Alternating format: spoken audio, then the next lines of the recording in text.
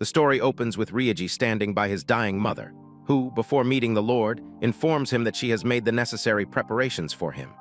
Some time has passed since that day, and Ryuji is now on his way to attend the very first day at his new school. Along the way, he notices a few bombshells riding their bicycles beside him when suddenly one of the girls loses her ribbon, which gets stuck on a moving truck. Without wasting any time, he goes after the truck to retrieve it, but as soon as he manages to get it back, a friend of that girl comes and tries to take it from him. They both start fighting over the ribbon, which results in an accident, followed by Ryuji lying beside the girl, finding his hand grabbing one of her jugs.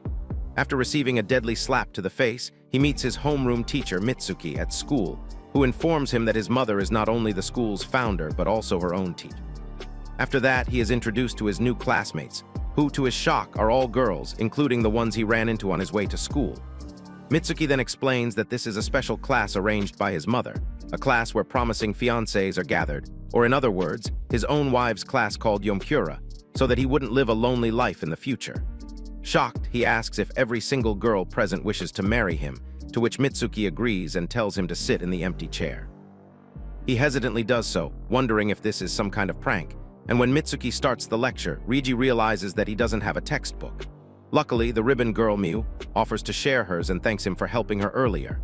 Another girl sitting behind him, Ryo, also compliments Ryuji, saying that the way he dashed on his bicycle was pretty cool. However, just as Ryuji starts enjoying his time, he notices a black-haired girl giving him deadly glares. Eventually, she stands up and moves her desk beside Ryuji, offering to share her textbook with him instead. The black-haired girl, Yukina, is surprised to find out that Ryuji is such a lecher and is glad that she joined the wives' class to accomplish her goal. When it's time to take notes, Ryuji realizes his pen isn't working, and when Miu tries offering him an extra one, Yukina steps in and gives him hers instead. Similarly, when Ryuji fails to find the page he's supposed to read from, Yukina is the first to help him. After school ends, Mitsuki asks Ryuji about his first day, mentioning how he seemed to be getting along with Yukina, and then takes him to his dorm. After giving him a proper tour, she lets him know that Yukina's room number is 202. Once she leaves, Ryuji decides to take a quick dip in the bath, but his relaxing session is cut short when he sees Yukina standing right behind him. They both freak out upon seeing each other, causing her to slip and land right in Ryuji's arms. Just then, the other girls enter the bathroom as well, forcing Yukina to hide Ryuji to keep him from being discovered. She explains that Ryo removes her contacts before bathing and is half-blind without them, meaning his best chance to escape is while she's washing her hair. As they wait for the opportunity, Yukina recalls being teased by the other girls for trying to bag Ryuji before anyone else, even though she was doing the complete opposite. In truth, she only joined the class to protect Mio from Ryuji, and while she doesn't like helping him, she has no other choice. As soon as Ryo starts washing her hair, Yukina makes a run for it while holding Ryuji's arm, but just as they are about to succeed, she slips and goes sliding toward the wall. Seeing this, Ryuji instantly wraps himself around her, protecting her from getting hurt. At the same time, however, the two of them end up exposing themselves in front of everyone, including Mitsuki, who is pleased that they've made so much progress in just one day. While the others start fighting with Yukina over getting a head start, Ryuji asks Mitsuki to stop the prank already, saying it's not funny anymore.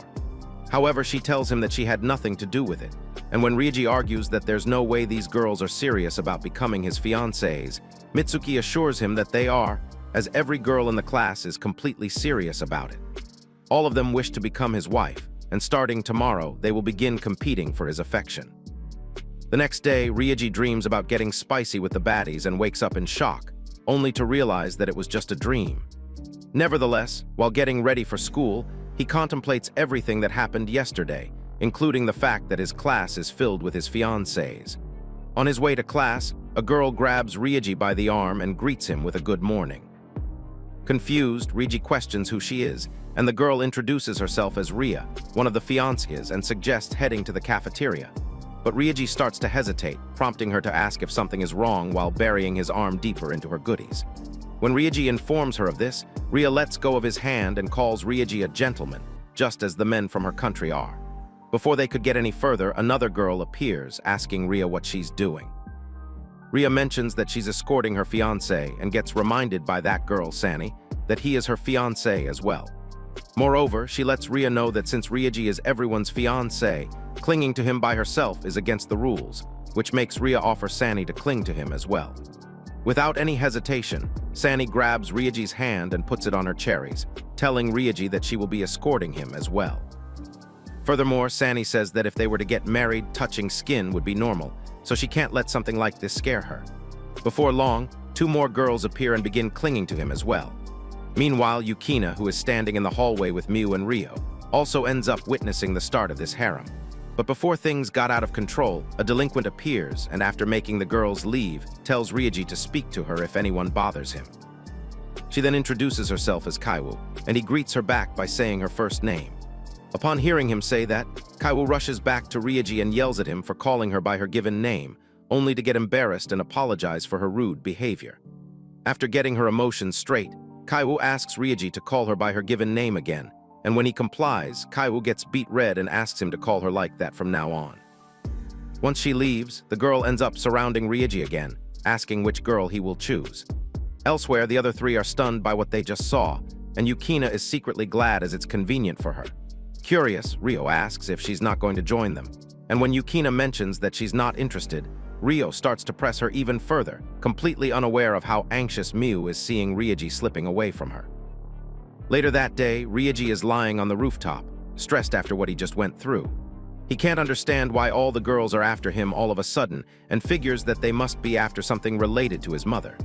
Suddenly, Miu interrupts, saying that he's wrong, shocking Ryoji, who was unaware of her presence. She then reassures him that she's not after what his mother had, but gets interrupted by Yukina, who also arrives at the rooftop and freaks out after seeing the 2 of them alone. Realizing that Yukina is also in Class F, Miu believes that she doesn't want her to be alone with Ryoji and decides to run away. While running down the stairs, Miu falls to her face, allowing other girls to notice them as well. However, she continues running away with him and lets Ryoji know that she wants to continue this conversation no matter what. However, before they could even chill for a moment, they witnessed Yukina running after them with quite a malicious look on her face.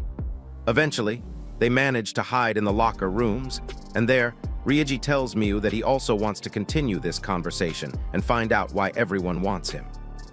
But just as Miu was about to say something, Ryoji pushed her onto the ground and signaled her to stay quiet.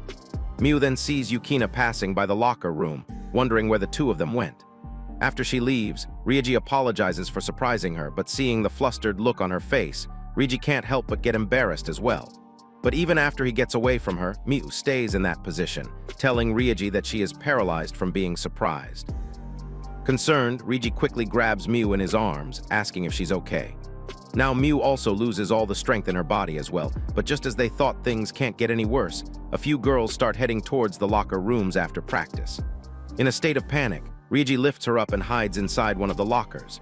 There, he takes a sigh of relief, and after noticing the look on her face, asks if something happened to her yet again because of nervousness. However, this time, Miu is just surprised by the fact that she got Princess carried by him. Following that, Ryoji takes a look outside the locker, and for the very first time, witnesses a room filled with girls changing their clothes. But to his surprise, the face of Yukina appears out of nowhere in front of the locker, and when the other girls ask if something is wrong, she informs them of everything that happened, including the fact that she believes they are hiding within this area. After that, Yukina notices the edge of a skirt peeking out from the locker's door, and without any hesitation, she begins pulling it. Moreover, she finds out that the only Class F member in this club is standing in front of her, which means the person hiding inside must be Miu. As Yukina starts pulling it outside with even greater force, Miu's uniform begins ripping apart, uncovering that sinfully perfect body. Eventually, the locker's door opens, causing the 2 of them to fall outside, and before anyone gets the chance to say something, Miu explains that she was the one who dragged Ryoji here. Yukina then questions what she was doing with Ryoji, causing Miu to remember all the stuff that happened between the 2. Not wanting to say it out loud, Miu gets flustered and tells Yukina that it's a secret, making Yukina lose her mind. The following day, Yukina is on her way to school, thinking about Miu, who has always protected her and has been a kind-hearted girl. She then coincidentally runs into Ryoji, which makes her wonder why someone like Miu wishes to marry a lust-hungry pig like him. Before long, Yukina's thoughts start showing up on her face, causing Ryoji to spit the water in his mouth out of fear. Luckily, Rio seems to be present nearby, who hands him a towel, saying that everything that happened yesterday was pretty exciting. She reminds him of everything from Ryuji showing them his little ding-dong to hiding in the lockers with Miu. Furthermore, Rio lets him know that he's making everyone fall head over heels for him with his charms. Apparently, Rio's real reason for joining this class was that she thought it was going to be a lot of fun. But after meeting Ryuji, she realized that he was amazing and super fun to be around. Since she loves fun people, Rio suggests that Ryuji go out with her, shocking Miu, who also seems to be present nearby. Rio continues by saying that life's going to be bombastic if he sticks by her side.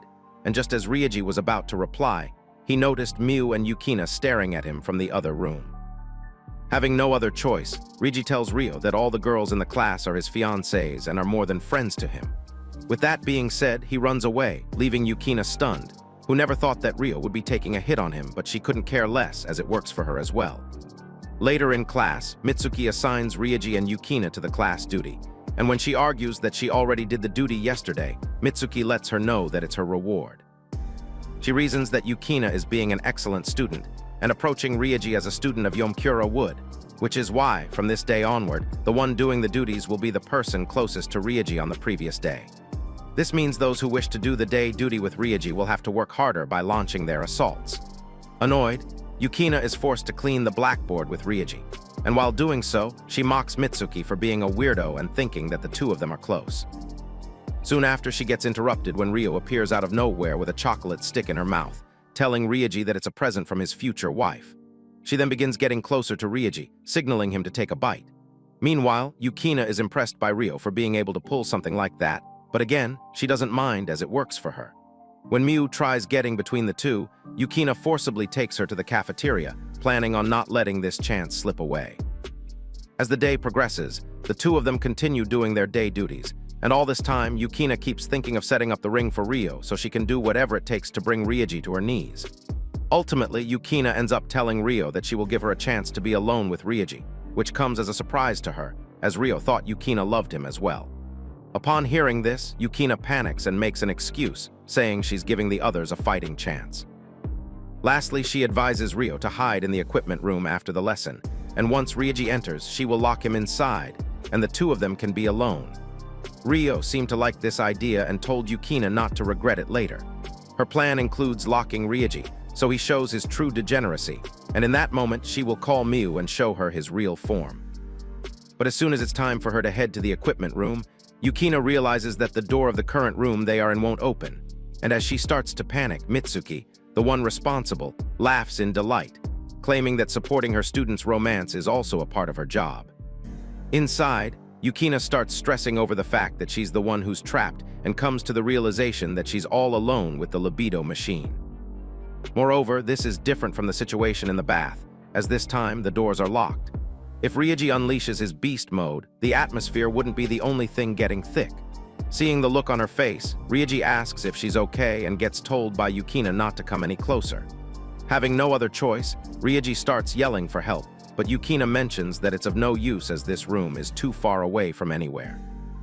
Hearing that, Ryuji realizes that she's scared of him and tells Yukina that everything, including the fiasco at the bath, wasn't done by him on purpose. Furthermore, he suggests she ride on his shoulder and get out through the window, and then open the door for him from the outside. He really wants her to do this, as in just 10 minutes his bladder is probably going to burst. To his surprise, Yukina seems to be in an even worse condition and would only last about 5 minutes. However, she still doesn't want to comply as she doesn't trust him at all. Knowing that there's no time to reason, Ryuji pulls out a bucket and begins unzipping his pants.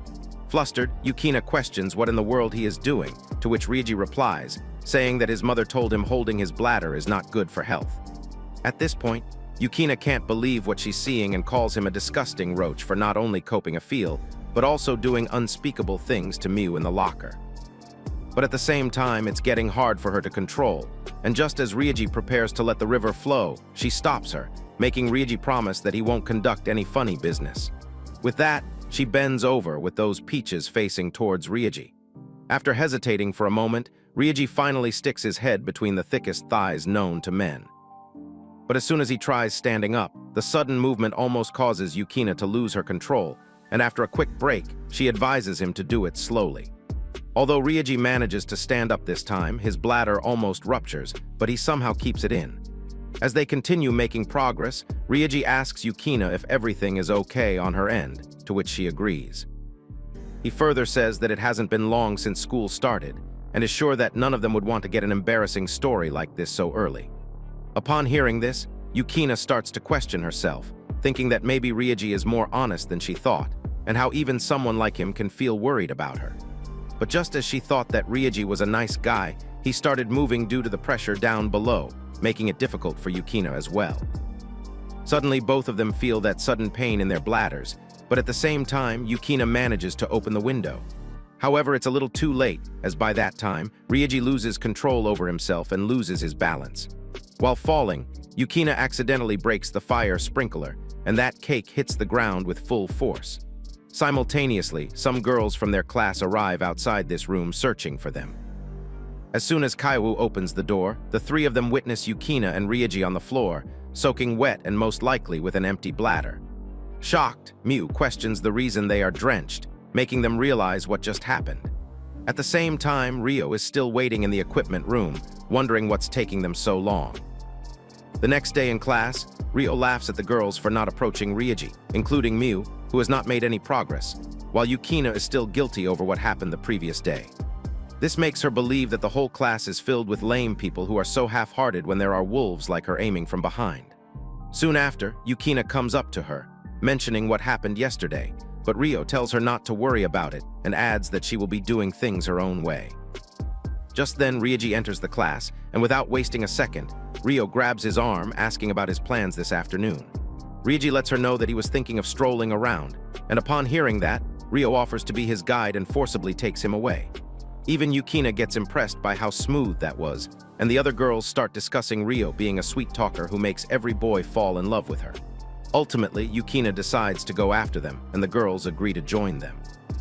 Meanwhile, Ryoji and Ryo are on their way towards a tourist attraction on his cycle. Curious, Ryo asks if he always rides his cycle to school, and Ryoji agrees, asking why she is riding his pillion. To his shock, Ryo suddenly grabs his chest, saying that it's because she wants to do this. In an attempt to play it cool, Ryoji brushes it off, which makes Ryo press her airbags against his back. This time, Ryoji freaks out and begins to wonder what this soft, warm feeling is. Meanwhile, the girls following them end up seeing everything and ponder how she can do something like that so casually. On the other hand, Ryoji asks what she's doing all of a sudden and gets told by Ryo that she's doing it because she likes him. Since he is her fiancé, this much is normal, but Ryoji argues by saying that it's not normal at all and reminds Ryo that he hasn't accepted her as his fiancé. Bothered, Ryo takes her revenge by unbuttoning his shirt and pinching that pepperoni. Judging by Ryoji's reaction, Ryo figures that he's sensitive there and continues messing with him even more. Ultimately, Ryoji makes a weird sound, prompting Ryo to make fun of him and suggest taking things even further.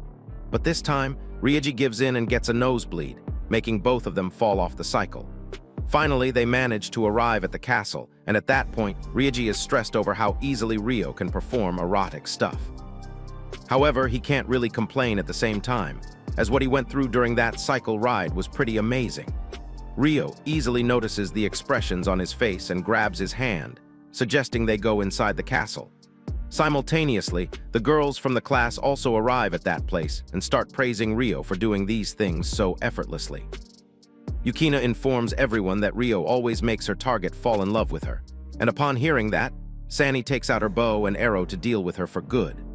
While the girls work hard to calm her down, the two of them enter the castle and come across a very steep staircase. This situation pops an idea in Ryo's mind, and she asks if Ryoji wishes to know the color of the peach protectors she's wearing right now. When Ryoji starts to hesitate, Ryo gets closer to him, saying that she wanted to go on a date with him and planned it really hard, asking if he wouldn't want to find out her taste. As expected, the girls are already inside the castle as well, discussing how Ryo might actually show her undies to him.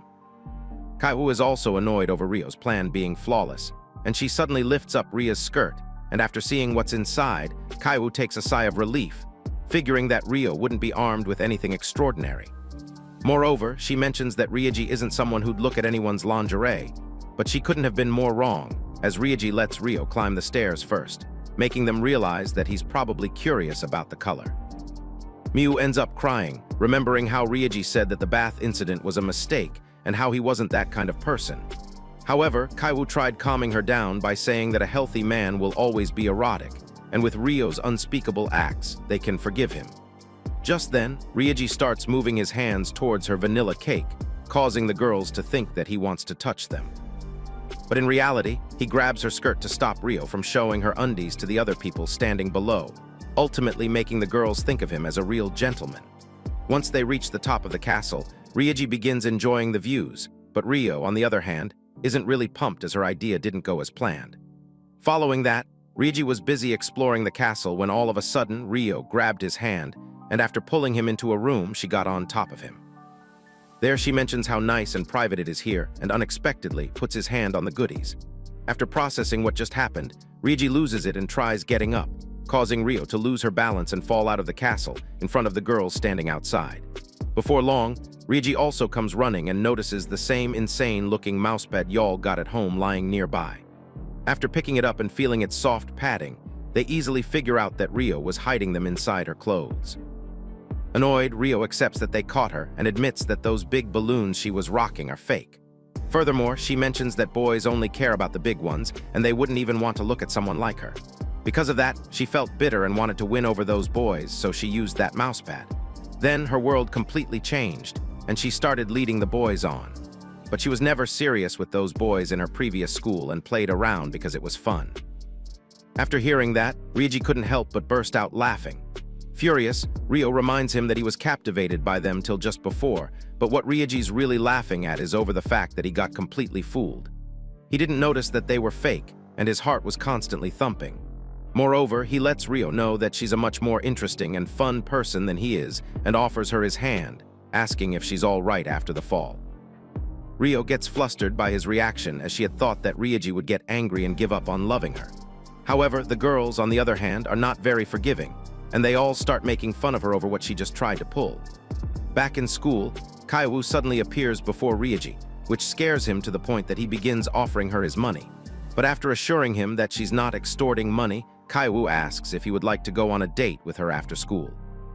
Shockingly, he turns her down, saying that he's not free today, and at the same time, Ryo appears, telling Kaiwoo that she has a date with him. While the two of them fight over Ryoji, he manages to slip away and gets stopped by others along the way as well. Seeing this, another girl from their class gets anxious over the others becoming more active and starts planning to shoot her shot as well. A few days later, Ryo tells Ryoji that since the two of them are going to get married in the future, there's something she wants to show him, and for that, she needs him to meet her at 4 Shocked. Mew figures that the two of them are going to meet after school and asks Yukina if she isn't worried, making her remember that Ryo is quite the aggressive type. Nevertheless, Mew ends up deciding to take a look and runs away. After school, Ryoji pays a visit to the spot Ryo told him about and notices how everything there feels like a big city. Moreover, he begins to wonder what Ryo is going to show him, as he believes foreigners are quite advanced when it comes to spicy stuff. Thinking about this stuff starts making him nervous, and before long, Ryo appears wearing a Maid costume. With half of those planets peeking out of her dress, Ryo welcomes him back by calling Ryoji her master. It turns out this uniform is from her part-time job, as she works at a Japanese maid cafe after school. Once she takes him inside, another girl calls him her master, making Ryoji wonder if all the customers are masters. Ryo lets him know that instead of saying welcome, they say welcome back, creating a setting where the customer is their master. Ryoji finds it quite interesting, and when Ryo asks if he likes it here, Ryoji agrees, saying that the maid uniform looks pretty cute on her.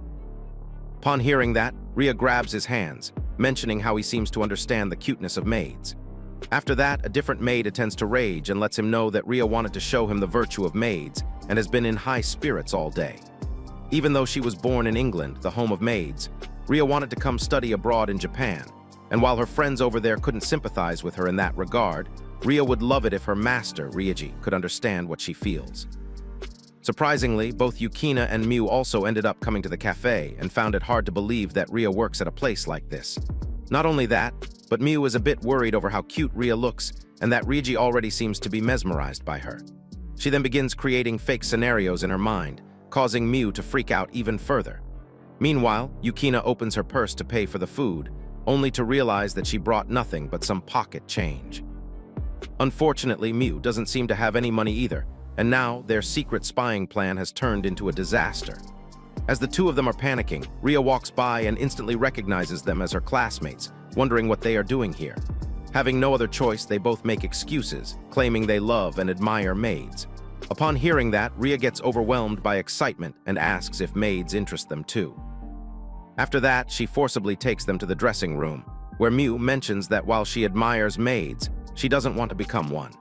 But Ria believes that this is a perfect chance for her to see how great maids are, and tells Yukina that she can work at the cafe if she wants. Just as Yukina was thinking that she could pay the bill by working here, Ria took off her clothes to turn her into a maid as well.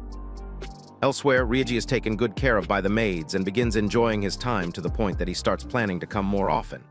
Just then, one of the maids appears, asking if he'd like some water, and to Ryuji's surprise, that maid turns out to be Mew, who came along with Yukina and Ria. Shocked, Ryuji chokes on his water, and Yukina gets forced to wipe it off. But seeing that her expressions are not the best, Ria tells Yukina that a smile is very important to become a first-rate maid.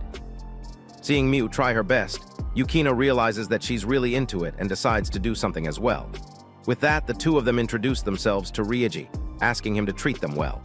After such a performance, Ryuji can't help but call them cute and asks for Ria's opinion, but she's too shocked after what she just witnessed.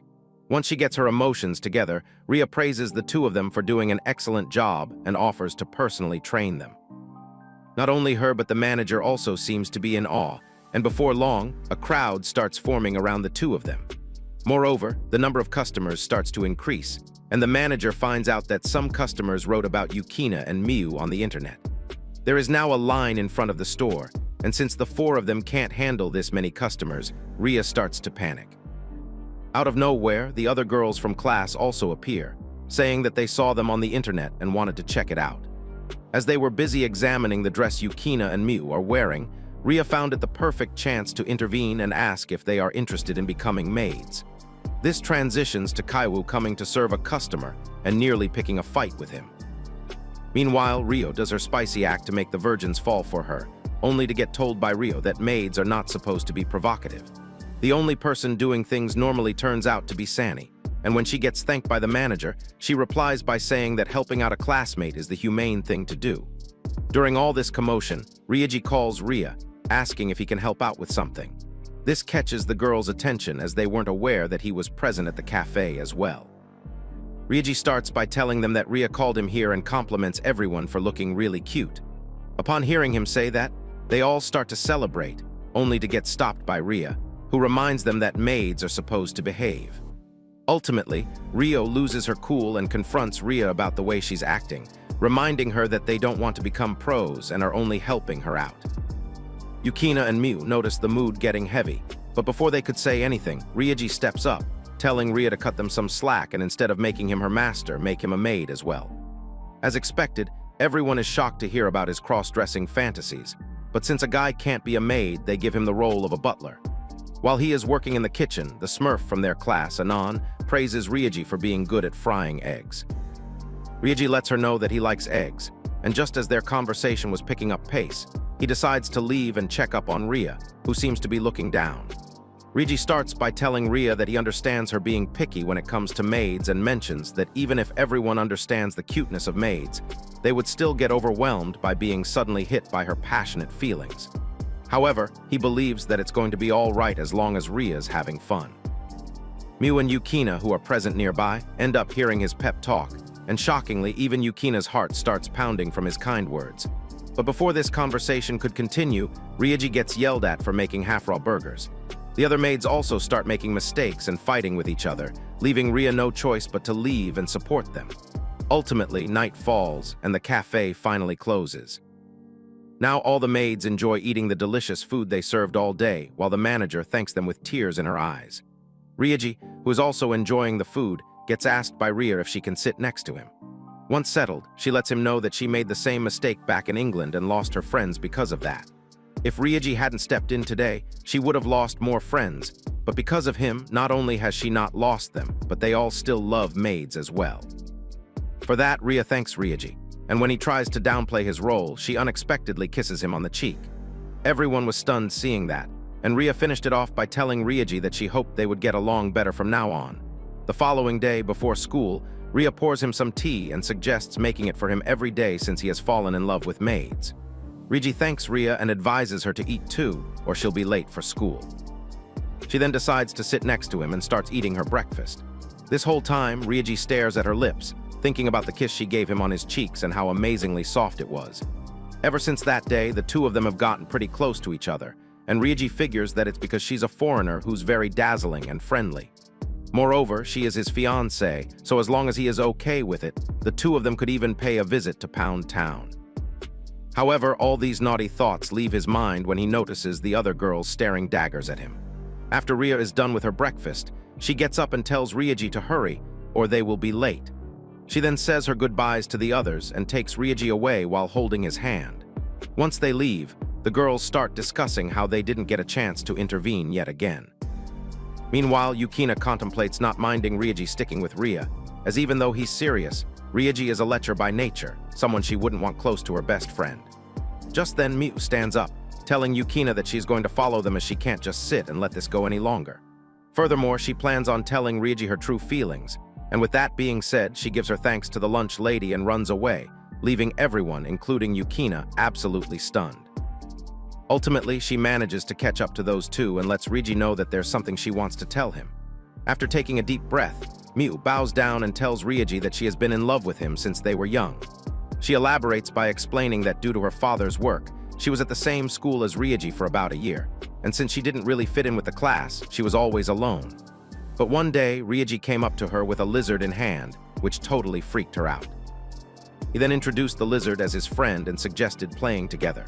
According to Miu, Riji was worried about her being lonely, and not only did he start playing with her, but he also introduced Miu to the others and helped her fit in. Ever since that moment, she never stopped thinking about Riji, and this is the reason she joined the Yumura class.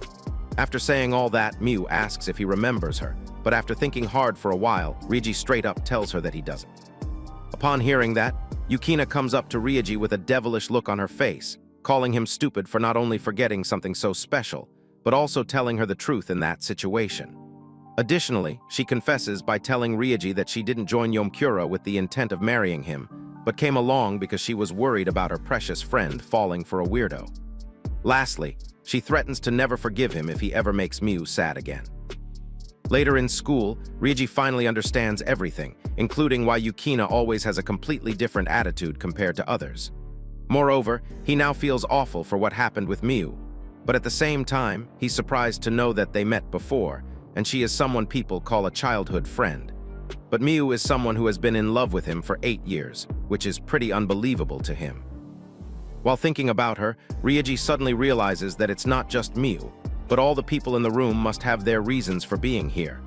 This is exactly why he had now decided to face the girls properly.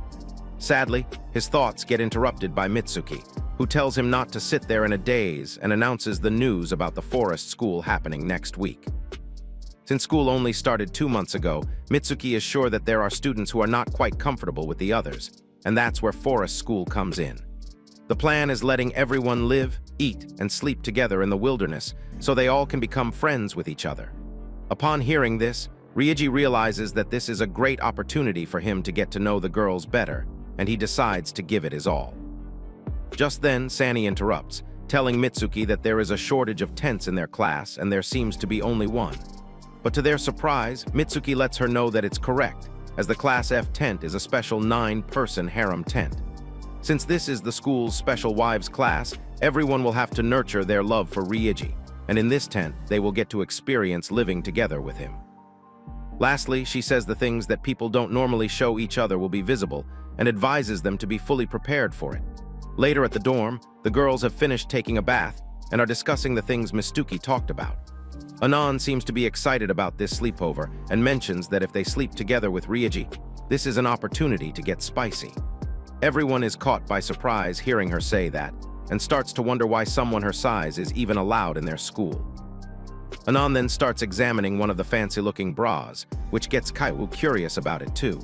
Rikudo takes a peek inside the baths and figures that it must belong to Ria.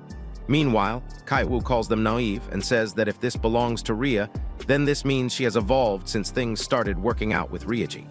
These were not the kind of peach protectors she was wearing before. But now, Ria has already started the race to have Ryoji. However, when everyone starts calling her conclusion a bit hasty, Rio interrupts, showing off her new undies and asking if they can be so carefree when there's a chance of the deed taking place inside the tent. This makes them realize that even Rio has upgraded her equipment, and before long, Ria exits the bath, and this time, both of them start making fun of them for wearing such plain undergarments. On the other hand, Ryoji is still stressed about the whole harem tent and starts getting weird thoughts about it.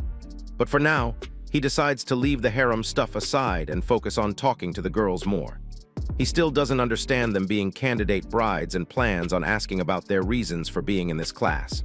With that in mind, Ryoji enters the bath, only to get swarmed by bare-skinned baddies. Puzzled, Ryoji was left with no choice but to run away, telling the girls that this was supposed to be his time to take the bath. Simultaneously, Miu is watching this whole situation take place and has made up her mind to buy some amazing undergarments like Ria. While she's disappointed that Ryoji doesn't remember her, it's not like he hates her, which means her first love isn't over yet. Seeing this makes Yukina realize that Miu is back on her feet and won't be giving up anytime soon. Finally, their class arrives at the forest, and there, Ryoji braces himself for what's about to come. Seeing this, Yukina wonders what's wrong with him and gets told by Ryoji that he is kind of nervous. She then looks at the girls and realizes that they are also pretty motivated, including Miu, who feels like she has become a different person. Yukina figures that this is a big problem, as while she's glad that Miu is happy, she doesn't want the two of them to get together, as Ryoji might hurt Miu again with his words. To start things off, Mitsuki suggests filling their stomachs, and when Anan asks where the ingredients are, Mitsuki tells them to go and search for them in the forest. Having no other choice, everyone is forced to explore the forest, hoping to find something edible they can eat. However, Miu is a bit disheartened that there's no curry since she's so good at making it. Meanwhile, Ryoji manages to find enough ingredients for everyone and returns to the camp, where Kaiwoo is already present.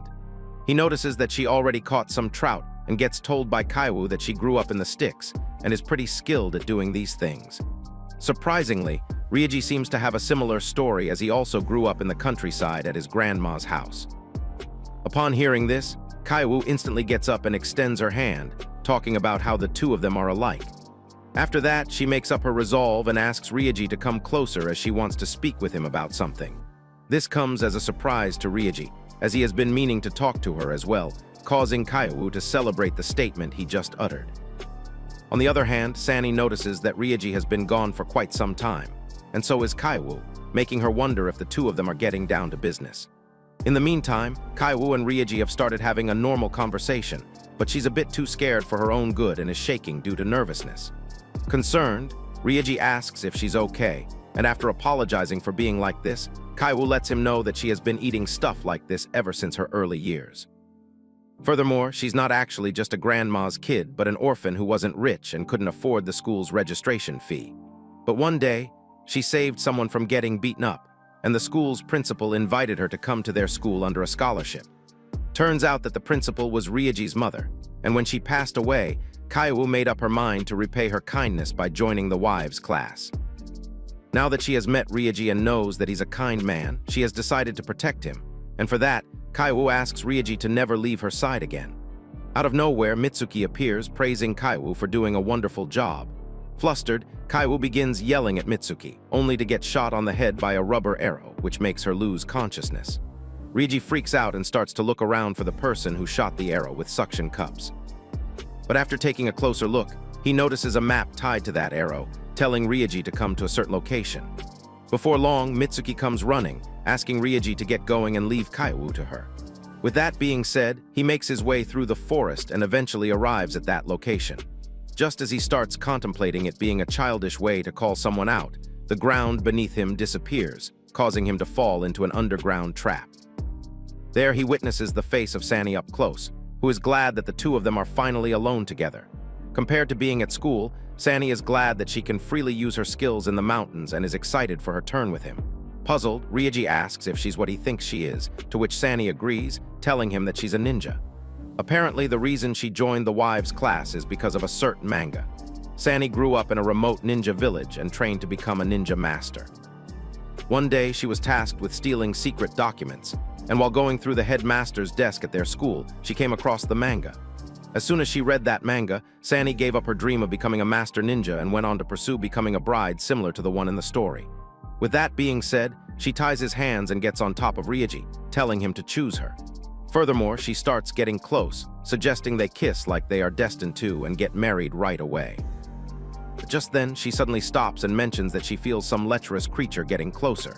To stay on the safe side, Sani goes out to scout the area, leaving Ryuji in the hole, who keeps waiting for her return. Alone with his thoughts, Ryuji thinks that he understands Kaiwoo's desire to repay his mother's kindness, but Sani's idea, on the other hand, is pretty outrageous. Soon after, Miu peeks down into the hole, and instead of helping him get out, she jumps in and lands on top of Ryuji. Without any hesitation, Miu begins embracing him tightly, letting him get a full feel of her cannons. Judging by her weird actions, Ryuji realizes that there's something different about her and asks if something is wrong. Although she's looking visibly wasted, Miu reassures him that she's fine and starts hugging him again. Afterward, she mentions Ryuji forgetting about her and starts crying, letting him know that it's a pretty horrible thing to do.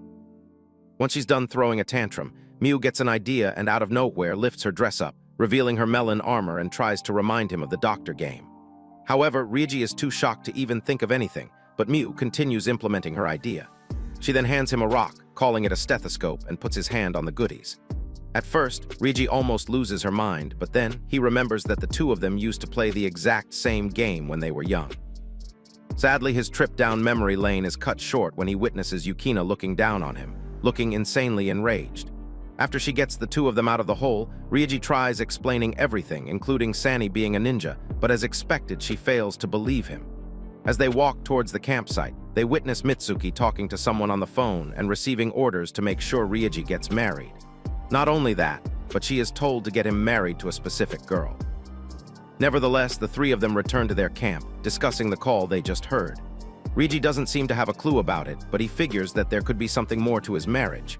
But for now, he suggests putting Miu in the tent, and as soon as Ryuji enters, he witnesses a sight no man on earth can forget. Shocked, Yukina asks if there's something wrong with them, as they all look like how Miu was earlier. At the same time, Mitsuki closes the tent from outside, shutting everyone in, and walks away. Flustered, Ryuji acts as if he's covering his eyes, wondering what is going on. He realizes that something's clearly wrong with the girls and requests that Mitsuki let them out. However, she hits him with a fighting pose, telling Ryuji to remember the look in their eyes, as they are the eyes of girls in love. According to her, camping frees the body and mind, making it a time for total honesty with oneself. Since the girls know this, they have brought fancy undergarments and are ready to make their play tonight. As a teacher, all she can do is respect and support the students' independence. Lastly, Mitsuki lets Ryuji know that in matters of the heart, the brain is second to the natural surge of emotions. With that being said, she wishes him luck and walks away, completely ignoring his plea for help. As it's been more than a month, Mitsuki has come to realize that Ryuji is more of a wimp than she thought, and he's not even ready to talk about love. This is why she is forced to push him a bit, as Ryuji needs to get married no matter what. Just then, she runs into Ryo, who is outside the tent reading a book. Curious, Mitsuki asks if it's her turn to watch the fire, to which Ryo agrees. Mitsuki then advises her to get back in the tent and leave the fire watch to her, letting her know that Ryuji is already present inside. Furthermore, she tells Ryo to hurry, or all the bold ones might snatch him away. Noticing the book, Mitsuki then asks Ryo about it, but she refuses to say anything and runs away while keeping it hidden. Meanwhile, inside the tent, all the girls are ready to launch their attack, and Anon starts off by jumping on Ryuji, suggesting they finally perform the deed. But before she gets the chance to go any further, the others put her aside and make their entrance, telling Ryuji that it's time for the real women to take their turns. Without any hesitation, Kaiwoo tried getting on with the action but got interrupted by Rhea, resulting in a fight between the two. This allows Sani to make her move, and after trying the other two up, she gets on top of Ryuji. But before anything, Ryuji questions the reason she abandoned him on the mountain. However, Sani totally ignores his question and suggests marking their fated kiss. Just as she is about to do it, Ryuji notices the look on Yukina's face, who looks at him like he's human trash. Before long, Miu gains consciousness and starts running towards Ryuji after taking off her top. Luckily, Yukina manages to stop her, giving Rikudo a chance to pull a silent move and let Ryuji rest on her soft thighs. In the meantime, Miu starts asking Yukina to join them as well and unexpectedly pulls off her top, revealing the spicy lingerie she's rocking beneath. Rikudo gets impressed by her choice while Yukina yells at Ryuji to stop looking. Simultaneously, the others start getting back up, but before things get even worse, Ryo arrives and opens the tent for them. This gives the three of them an opportunity to run, and along the way, Ryuji wonders why Ryo is the only one who's fine when everyone else is acting weird. Ryo confesses by saying that she accidentally added weird mushrooms to the soup. Luckily, the guidebook also talks about the detoxifying mushrooms, and upon hearing about them, Yukina tells her to go get them as soon as possible. As the two of them continue running away, Ryuji notices that Yukina is nowhere to be seen. But after taking a closer look around, he witnesses her hanging on a tree branch, asking him to help her out. Just as Ryuji was about to rescue her, the tree branch snapped, causing Yukina to fall down the cliff. Without wasting a second, Ryuji jumps after her and grabs her mid-fall. They both fall into the river under the cliff, and after some time, Yukina opens her eyes and finds Ryuji's chopped face right in front of her. She panics and grabs Ryuji's throat, asking what he was trying to do, to which Ryuji replies by saying that he was trying to perform mouth-to-mouth. But judging by her reaction, he is glad that Yukina is okay. Following that, the two of them manage to light a fire to warm themselves up. But since Yukina's clothes are drenched, she starts shivering due to the cold and gets asked by Ryuji to dry her clothes while he looks away. She takes him on his offer and while changing, asks how he plans to choose a bride. To her, it doesn't look like he will be able to avoid it, and the other girls also seem like they want to be chosen. Ryuji lets her know that he is clueless and mentions that, for someone who never even had a real conversation with a girl before, he is forced to find a fiance, skipping every other phase that exists. But at the same time, he can't be lazy about it, partly because his mother wanted him to be happy, and beyond that, he doesn't want to take the girl's feelings for granted. He believes that marriage is all about finding happiness, so he plans to listen to their feelings, face them, and try his best to find an answer. Yukina is shocked hearing these words and compliments him for being this sincere while being a degenerate. Moreover, her heart starts racing all of a sudden, making her wonder if it's because of that heart-to-heart they just had. But she quickly dismisses that thought, believing that she still hates his guts and is just worked up from falling in the river. Suddenly, the scene of him jumping after her comes to her mind, making her even more flustered. This prompts Yukina to gaslight herself into thinking that she's not feeling anything special for Ryuji and that her heart is going crazy for other reasons. With that being said, she offers to become Ryuji's friend and help him find the right girl for him. She continues by saying that he can't understand a girl's heart without at least one female friend, but this statement is cut short when she notices him looking at her bare-skinned body. The following day, the girls finally come back to their senses and discuss how they don't remember anything after eating the soup. Ryo wonders if someone put something weird in it, and although Yukina is already aware of everything, she decides to keep it a secret since it's all over. Meanwhile, Kaiwu questions the girls about Ryuji as she hasn't seen him in a while, and just then Miu comes running, handing her a note that was lying on his sleeping bag. Upon reading it, they find out that Ryuji has gone on a trip and doesn't want anyone to look for him. Confused, the girls start to wonder why he suddenly left, and they figure that something must have happened last night. Kaiwu adds that this doesn't make any sense, to which Yukina agrees, wondering what could have brought this on. Ria asks if it could be something to do with them, but Kaiwu doubts it as Ryuji's living the harem dream with them. Nevertheless, they start dissing Ryuji for doing such a childish thing, making Yukina realize that no one seems to be particularly concerned. Just then, Mistuki intervenes, asking what they are doing just standing around. She further mentions that this is the biggest emergency since the formation of this class, and they need to go after Ryuji at once. Meanwhile, Sani asks for the note Ryuji left, and after reading it and feeling the material of the paper, she realizes something and decides to go look for him on her own. On the other hand, in a cave behind a waterfall, Ryuji wakes up due to a water drop landing on his face and witnesses an even mightier cave right in front of him. He freaks out seeing this, which causes a girl standing nearby to panic and perfectly plant her cake on his face. After realizing what just happened, the girl named Sayorin kicks Ryuji in the face and gets away from him. Furthermore, she questions how things get to this, as they plan to bring Sani back and free her from that degenerate's weird wiles. She then confronts her friends for grabbing the boy instead, telling them that they should have just kidnapped Sani. The others argue by saying that they did everything, including getting his name and writing a letter, and besides, they are no match in a fight against Sani. After hearing their explanation, Sayorin understands that the plan to kidnap Sani was pretty hopeless anyway. One of them gets an idea and suggests catching Sani when she comes looking for Ryuji, and everyone else agrees. Ryuji, who has been listening to their conversation, asks if they are Sani's little sister. This makes Saorin praise Ryuji for being surprisingly sharp, and she introduces herself as Sani's little sister, letting him know that the girls behind her are her friends. Moreover, she accuses Ryuji of deceiving Sani and making her stray away from the ninja way when she was destined to become the head of the Aburo clan. All this conversation about Sani reminds Saorin about the days they spent together, which ultimately makes her even more furious. At this point, she raises her weapon, ready to put an end to him, but gets held back by her friends. Meanwhile, Anan is tracking Ryuji's location using her smartphone and lets the girls know that she stuck a transponder on him ages ago. Since she is interested in his behavior, Anan studies him every day. While tracking his location, she notices something weird and lets everyone know that his signal is stuck on the waterfall. Hearing this, they all panic and start running towards the waterfall. Confused, Mew asks if something is wrong and gets asked by Rio if she knows what it means for a signal to be stuck at the waterfall. When Mew mentions that it must mean he's swimming, Rio calls her an idiot, saying that it means he might have jumped. This prompts Mew to run even faster than the others, worrying Yukina, who manages to save her from various dangers, telling her that if she dashes off like this, she might end up like Ryuji as well. Eventually, she gets a hold of Mew and yells at her, asking if she's trying to end her life. Luckily, Rikudo intervenes, telling them to calm down as there's no way Ryuji would throw away his life like that. Furthermore, she is suspicious of the note as the handwriting seems off and believes that it could be a setup or a sort of trap. After that, Rikudo takes off her glasses, calling what happened to Ryuji an unforgivable crime.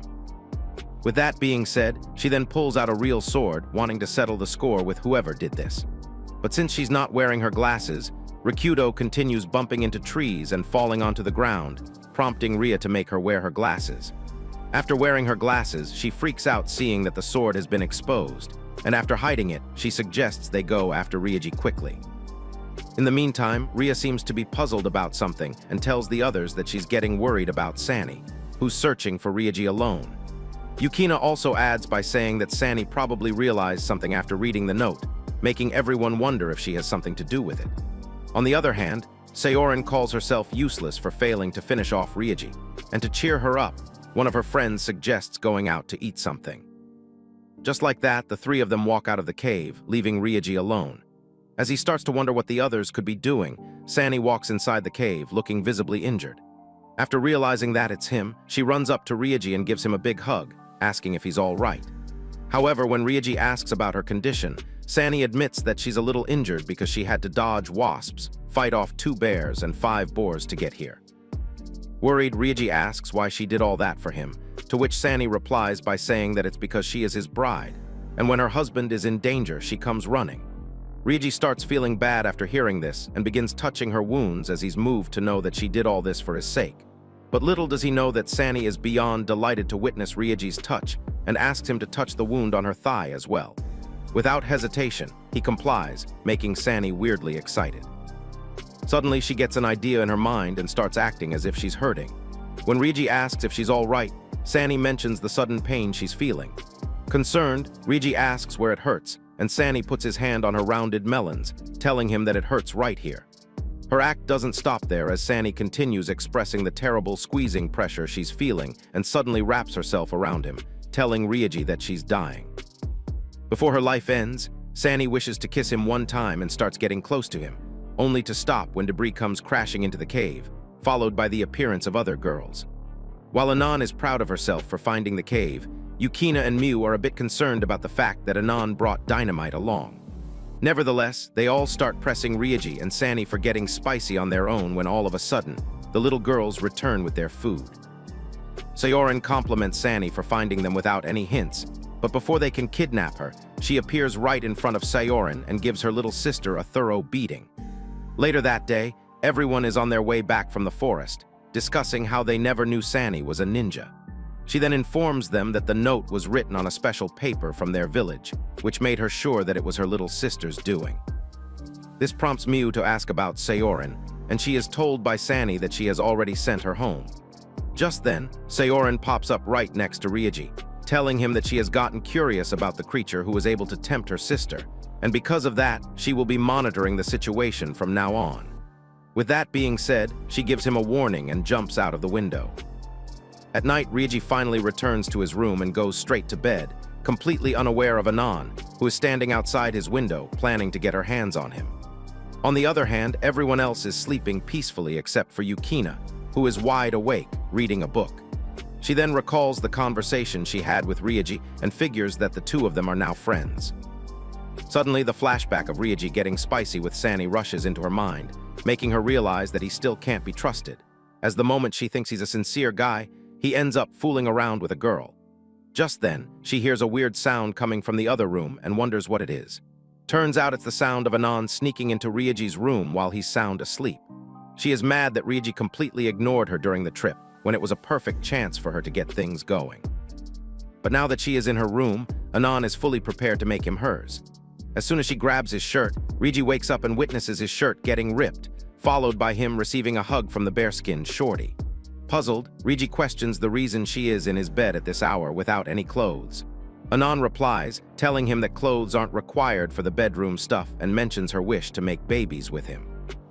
Annoyed, Ryuji asks why she even wants his children and gets told by Anon that if his babies were gods, why wouldn't someone want them?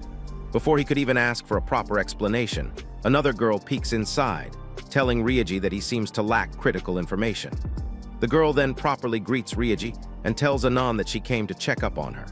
After that, she makes her way inside the room and introduces herself as Anon's assistant, Jessica.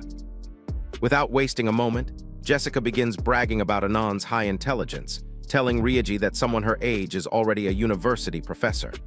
While Anon's primary field is biology, the only other subject that has caught her attention is Ryuji himself. Her reasoning is that Ryuji carries the genes of Taga Ai, his mother, who's a genius businesswoman and has pretty high intelligence similar to Anon. Therefore, if they combine Anon's genes with his own, their child can possess an intellect far greater than ever thought before. They believe that the child born between them would be able to solve the hardest problems. For that particular reason, the two of them start trying to take off Ryuji's clothes, telling him that it's for the future of humanity. But when Ryuji manages to get away from them, Anon asks if he doesn't care about the world, while Jessica pulls out a special kind of spray. As soon as she sprays the liquid on Ryuji, his clothes disappear into thin air, exposing the elephant's trunk. She then informs him that it's a spray that reconstructs the fibers of clothes and makes them invisible. Now that the main problem is taken care of, they start slowly charging Ryuji, leaving him with no other choice but to run for his life. Meanwhile, Kaiwoo is present in the bathroom, brushing her teeth and regretting wasting the whole trip. She had a nice talk with Ryuji and was excited for the rest of the trip, only to get hit by an arrow, which ruined everything. As she makes her way towards her room, she witnesses Ryuji running towards her without any clothes on. After noticing her, he starts requesting Kaiwoo to hide her since Anon is chasing him right now. Before anything, she asks the reason he's undressed, but before he could reply, Anon and Jessica catch up to Ryuji and let Kaiwoo know that she will be making babies with him. Upon hearing about this, Kaiwoo gets mad and tells Kaiwoo that she can't make babies at her age, to which Anon replies by saying that when a researcher is told that they can't do something, it only motivates them even more. Nevertheless, Anon tries continuing her chase, but in the midst of it, she falls to the ground and instantly falls asleep. Jessica figures that it's too late in the night for someone her age and takes Anon away, leaving the two of them behind. Ryuji also decides to head back to his room, but gets stopped by Kaiwoo, who asks if he really plans on returning to his room looking like that. That being said, she takes him to her room and starts finding clothes for him to wear. In the meantime, Ryuji sits on her bed, nervous over being in a girl's room fully unclothed. For starters, he asks for a towel which he can use to cover himself, but little does Ryuji know that Kaiwoo is just as nervous as he and can't believe Ryuji is in her room, buck naked. Meanwhile, Ryuji notices that the sheet is vanishing as well, and figures that it must be thanks to that weird stuff he got sprayed with. Having no other choice, he sits on the floor, wondering how things even end up like this when he's this sleepy. Before long, he dozes off and rests his head on Kaiwoo's back. She turns around, and after seeing Ryuji's sleeping face, she smiles, realizing that they both had a pretty tiring trip. After that, Kaiwoo puts him on her bed and begins staring at him, embarrassed over the fact that Ryuji's not wearing anything. Realizing that this is more than she could ever wish for, Kaiwoo starts panicking as she doesn't want to waste this chance. Eventually, she ends up lying next to him, and since he's this close to her, Kaiwoo can't stop her heart from beating out of her chest. Furthermore, she realizes that if the two of them get married, she will be able to see him up close every night, which is something that sounds pretty good to her. Kaiwu then contemplates not knowing who he was, but after looking at him from so many angles, it feels like she knows him very well. Although Ryoji can be a coward at times, he never leaves when someone is in need, which is something she really respects. While she was busy having all these nice thoughts, Ryoji all of a sudden honked one of her honkers. Kaiwu starts panicking and grabs his hand, but after hearing Ryoji call for his mom, she wonders if he's dreaming of AI. This reminds her that even if they are in school, they are still pretty young, and she gets how it feels to lose a parent. This is why, for tonight, she decides to allow his minor misdemeanor. Apparently, Ryoji is dreaming of the time when his mother made meat buns for him, and in those dreams, she ends up shoving one in his mouth as well. This dream of his transitions into the real world when Ryoji unknowingly starts grabbing Kaiwu's meat buns instead. As Ryoji keeps increasing the intensity, it starts getting harder for Kaiwu to control herself, but she works hard to control it. Ultimately, Ryoji starts eating the meat buns in his dream and similarly ends up taking a bite of the real ones in his hand. Kaiwu screams in pain as he does that, alerting Anan, who comes running into her room, confronting her for making a move on her target. Hearing this, Mitsuki also arrives in the room and upon seeing the situation, starts tearing up, glad that he finally made his choice. Due to all the commotion, Ryoji wakes up, and Kaiwu tries explaining everything that happened. He then shows her his clothes, which are invisible, and Jessica vouches for him, telling her that he's telling the truth. Thanks to this ruckus, everyone wakes up and comes to Kaiwu's room. Simultaneously, Jessica accidentally drops her spray, and one of the girls steps on it, spreading it across the room and making every girl fully exposed. The next day, most of the girls are forced to attend a remedial study session because they failed their final exams. Once they manage to finish it, the girls are glad that it's finally over, and Ryo mentions that she'd rather take her own life than go through this again. Miu thanks Anan for her help, to which Anan replies that it was nothing, as she owes everyone for all the trouble she caused recently. Kaiwu also adds that Anan is definitely not a grade-skipping student just for show, with which Ryoji agrees, saying that they can always rely on her when it comes to studying. However, the two of them still can't look each other in the eyes, and whenever she does, Kaiwu remembers what happened that night.